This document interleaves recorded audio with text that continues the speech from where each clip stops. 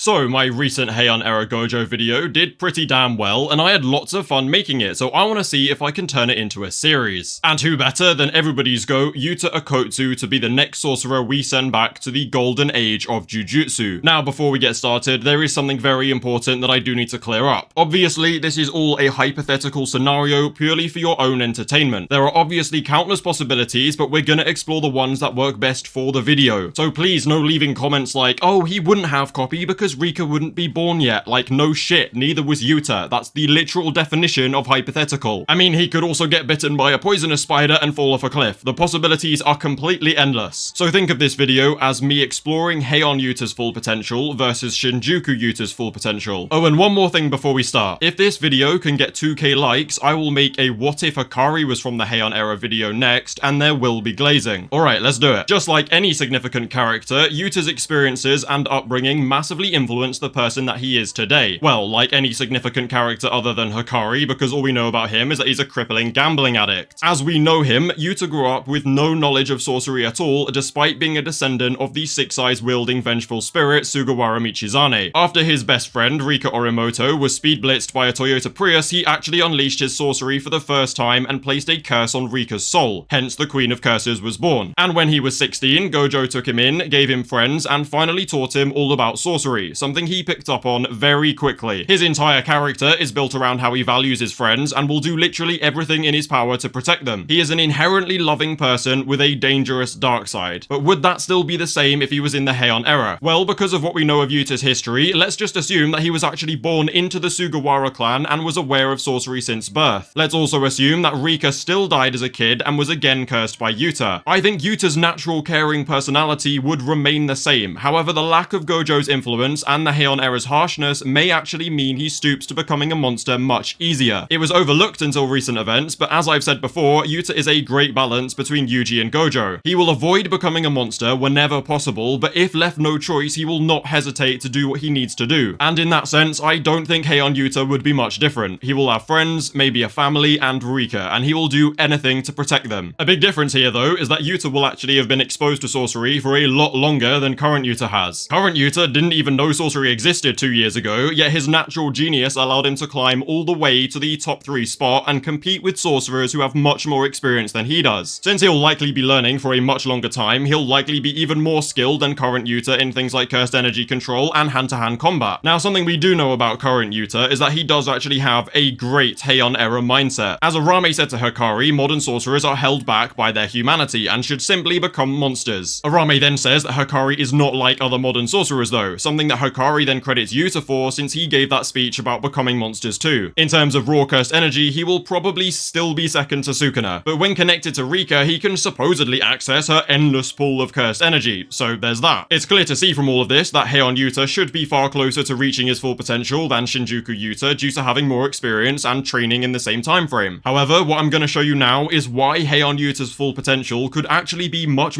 higher than Shinjuku Yuta's. As we know, current Yuta can connect to Rika for 5 minutes to gain the following: a fully manifested Queen of Curses, access to Rika's endless cursed energy, and access to his copy curse technique. However, in Jujutsu Kaisen Volume 0, Yuta actually connects to the fully manifested Rika without any set time limit at all. It wasn't until he actually broke the curse and freed Rika's soul that the time limit was imposed. And of course, that only happened because a highly inexperienced Yuta went extreme diff against Suguru Geto. So the question is, would Heian era Yuta also manage to free Rika's soul? If he does, then he'd be no different to now in that he would eventually get Rika back and have the time limit. But if he doesn't, then his potential will skyrocket. With the assumption that he was born into the Sugawara clan, Yuta would actually have support from day one and likely would not end up spending years accidentally hurting people. After Gojo finally finds him, he teaches Yuta to channel the curse and keep it under control. So if he's taught this from day one, it will possibly lead to a very different and less traumatizing outcome. However, Yuta would care for Rika the exact same way and likely want to free her soul just for her sake, so it's still a very real possibility that he breaks the curse. And because both of these outcomes are entirely possible, I'm simply gonna consider both options moving forward with this video because f it. Now, when I said Heian Yuta's potential could be way higher than Shinjuku Yuta's though, the connection to Rika was not the main reason. The real reason Heian era Yuta's potential is so high is all because of his broken ass copy technique. Now, I think Yuta and Hakari are actually very similar in the sense that they are both ramp up characters. However, they're also very different in that Hakari ramps up in a fight and then resets, whereas Yuta starts with nothing and then slowly ramps up over his whole whole life by adding new curse techniques to his arsenal. I mean, sure, all characters learn and improve across their life, but most of them are limited by the potential of their own technique. Yuta Okkotsu, however, can keep on getting power-ups as he continues to add copy curse techniques to his arsenal. And this is the reason that Heian Yuta's potential is so unbelievably high. The Heian era is literally called the Golden Age of Jujutsu. Special grade sorcerers like Arame, Uro, and Yorozu were not exactly uncommon back then. So if Yuta was born into the Sugawara clan and had been involved in Jujutsu his whole life, he should have access to a massive range of special grade techniques. Not only could he be given them for free by Sugawara clan members, just as Inumaki did, but he would also have fought strong opponents in general that he could just take techniques from. We also know that Yuta is naturally gifted when it comes to using these copy techniques. All he really needs is to see it in action once, and then he immediately starts analyzing how it works in case he needs to use it. I mean, take his fight against the Heian era sorcerer Uro, for example. He analyzed her using it, copied it via Rika eating her arm, and then flawlessly utilized it in that very same Sendai Colony fight. And not only that, but he also managed to pull off Uro's own extension technique called Thin Icebreaker. And bear in mind, prior to copying Uro's Sky Control, the only curse techniques he really had to work with was Curse Speech and Druv's Shikigami, but even that was gained from Sendai Colony. Now just imagine Yuta working his way up the ladder of Heian era sorcerers and slowly filling his arsenal with some of the strongest curse techniques in history. Now pair this with the possibility that copy actually has no time limit, and the fact that sorcerers around him can also just give him a head start. So far there has been absolutely no mention of a limit to how many curse techniques he can copy either, but I do think it's pretty much infinite because Rika acts as an external storage, which means that the curse techniques don't have to put any pressure on anyone's brain. Now if you remember, Uro was a leader of one of the Fujiwara clan's elite squads, and she got her ass handed to her by Sendai Yuta with only Curse Speech and some slicing Shikigami. Now granted, Ryu delivered the final blow, but given her curse technique was burnt out and she was missing an arm, it's not like Yuta would have struggled doing the rest himself. We know frustratingly little about the Heian era, so I can't actually name many curse techniques he could copy, but the ones we do know of are Uro's Sky Control, Yorozu's Construction, Angel's Jacob's Ladder, Urame's Ice, Kenjaku's Body Swap, and any other curse techniques he had, Tengen's Immortality, and finally Sukuna's Shrine. Now I'm not delusional, don't worry, no matter how strong Yuta gets in the Heian era, he's not gonna beat Sukuna, so copying Shrine is pretty much off the table. I do believe after collecting some curse techniques and training, Yuta could beat sorcerers like Yorozu and take her Construction curse technique, which is an insane technique to have for someone with access to endless cursed energy. Yorozu's Perfect Sphere Sure Hit is literally an insta-kill should it hit anybody in the verse, even for Sukuna. So by copying Construction, Yuta could literally steal the Sure Hit for his own broken-ass domain. Yorozu was also stated to solo the 5 empty generals, yet another Fujiwara squad, so I do believe Yuta would probably be capable of similar feats. Now Arame is a tricky one, okay? If Yuta participated in that big final fight against Sukuna and took a 1v1 with Arame while Sukuna was busy fighting the others, he would definitely win, unlike a certain somebody I know. Although in any other scenario, Arame would always be way too close to Sukuna to fight in a one-on-one, so I don't think he's really getting his hands on the ice technique either. Tengen and Kenjaku are sort of massively grey areas because again, we know fuck all about the Heian era, so I can't really comment on that interaction. The most interesting one here though is actually Angel. In that final fight, Angel actually led the charge with the remnants of the Sugawara clan, which suggests that they were probably allies. Now considering Angel's willingness to let Yuta copy Jacob's Ladder in the current time, it's very likely she would also agree in the Heian era, although it's very possible that Angel's willingness to give it up in the modern age is something to do with Hana's little crush on Megami, but we're gonna ignore that little detail because I fucking hate it. Unfortunately though, Jacob's Ladder will not actually do that much against sorcerers in the Heian era because they are not cursed object incarnations. Still though, deactivating curse techniques is a very useful ability to have. I also think in theory Jacob's Ladder could be used to completely deactivate opposing domain expansions because Angel actually says it also deactivates barrier techniques. And correct me if I'm wrong, but I do believe that a domain expansion is a barrier technique. Now in terms of fighting Heian era curse spirits, Yuta actually has an incredibly rare win condition. Outputting reverse curse energy offensively will literally one-shot any curse spirit regardless of their grade. The only exception I can really think of here is Mahito. To summarize though, Yuta could be unbelievably strong in the Heian era and would definitely stand at the very top with the likes of Yorozu. Now it's time for me to make my closing arguments and determine if Heian era Yuta would truly be stronger than Shinjuku Yuta. And me being the indecisive, constantly overthinking fuck that I am, I came up with 2 conclusions. Conclusion number 1 is as follows. Heian era Yuta would be significantly stronger than Shinjuku Yuta. And this is under the assumption that he would never have broke the curse on Rika and imposed a time limit. It would also consider all of the massively strong curse techniques that he could potentially collect in the Heian era. Now, Shinjuku Yuta does have have Sky Control, Jacob's Ladder, and Shrine. Although Jacob's Ladder is considerably stronger due to the circumstances of the current fight, and we haven't really seen him use Shrine enough yet. Conclusion 2, though, determines that they would be equal, with Shinjuku Yuta maybe just taking the edge. And this is with the assumption that Heian Yuta does have that 5-minute timer. The main reason I think Shinjuku Yuta has a slight advantage is due to the massive buff that he got from soul swapping with Gojo. That soul swapping training should have fixed up Yuta's sloppy curse energy control, but more importantly, it gave him a domain barrier technique on par or at least very close to Gojo's. And when it comes to actual domain refinement, we know that Gojo is equal to the literal king of curses. Now, as we said, Heian Yuta would likely be more experienced and have trained for longer, but I don't think that would actually mean shit compared to Satoru fucking Gojo refining your control of cursed energy. Now, as I said before, Shinjuku Yuta does also just have Heian era techniques, including Sukuna's Shrine. So if Heian Yuta does get the time limit, then Shinjuku Yuta might actually be stronger. Okay, final reminder to angry people that this entire video is completely hypothetical and for entertainment purposes only. I also just want to shut down the argument of, oh, he would just die as a kid. One, that is not how that works. Just because it's the Heian era does not mean you're guaranteed to get spawn peaked. Uro, Urame, and Yorozu are all living proof that strong-ass sorcerers do actually make it to adulthood. And 2, sure, he might die. It's a real possibility, but do you really want me to make that the entire video? Hey, what if Yuta was from the Heian era? He will die. The end. See, it's bloody boring, bruv. Anyway, remember to get this video to 2k likes for the Hakari edition. As always, don't forget to subscribe. Feel free to join the Discord and follow me on Twitter. Links below. Thank you guys for watching, and I will catch you in a bit.